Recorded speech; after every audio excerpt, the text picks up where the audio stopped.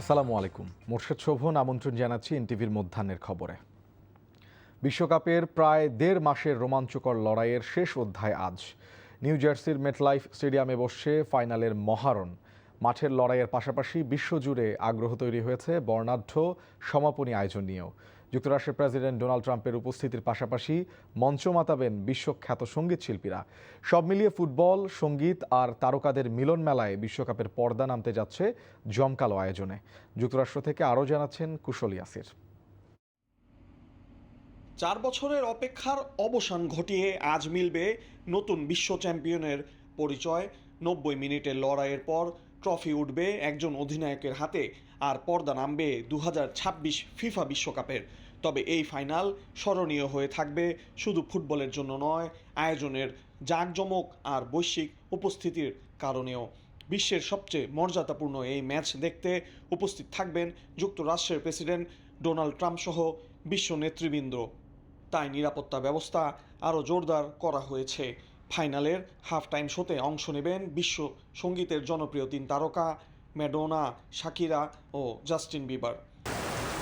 এদিকে ফাইনালের আগের দিন নিউ জার্সিতে দিনভর থেমে থেমে বৃষ্টি হয়েছে। স্পেনের অনুশীলন বাতিল হলেও ১.৫ ঘন্টা দেরিতে প্রস্তুতি নিয়েছে লিওনেল মেসির আর্জেন্টিনা।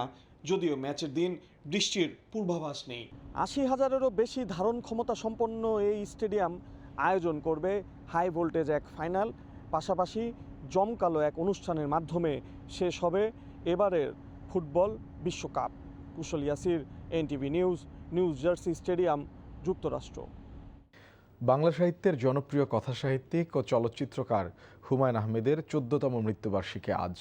২০১২ সালের এই দিনে মার্কিন যুক্তরাষ্ট্রে মৃত্যুবরণ করেন তিনি। ক্যান্সারের চিকিৎসার জন্য যুক্তরাষ্ট্রে ছিলেন তিনি। নানা অনুষ্ঠানে তার ভক্ত শুভার্থীরা কামনা করেছিলেন তিনি সুস্থ হয়ে ফিরে আসবেন বাংলাদেশে, কিন্তু মানুষের সেই প্রার্থনা পূরণ হয়নি।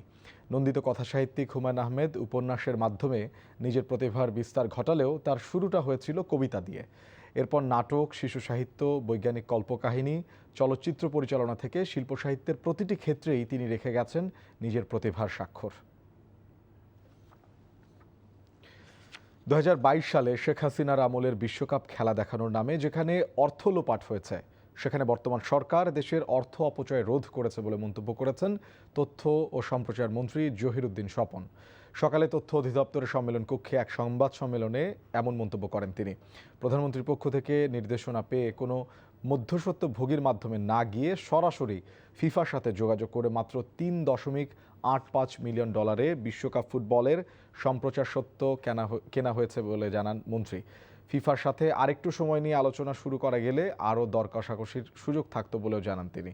অথচ ২০২২ সালে এই খাতে ১৪০ কোটি টাকা লেনদেন হয়েছিল, যার মধ্যে ৯৮ কোটি টাকা সরকারের তহবিল থেকে খরচ হয়। যারা এই অর্থ লোপাটের সাথে জড়িত তাদের বিরুদ্ধে বিভাগীয় তদন্ত চলছে বলেও জানান মন্ত্রী। এই ছিল মধ্যাহ্নের খবরে। এই খবরের ভিডিও সহ আপডেট জানতে ভিজিট করুন এনটিভি অনলাইন www.ntvbd.com। এছাড়াও এনটিভির জনপ্রিয় সব অনুষ্ঠান ও খবরের আপডেট জানতে ভিজিট করুন আমাদের ইউটিউব ও ভেরিফাইড ফেসবুক পেজ। দুইটায় দুপুরের খবর দেখার আমন্ত্রণ রইল। ধন্যবাদ সবাইকে।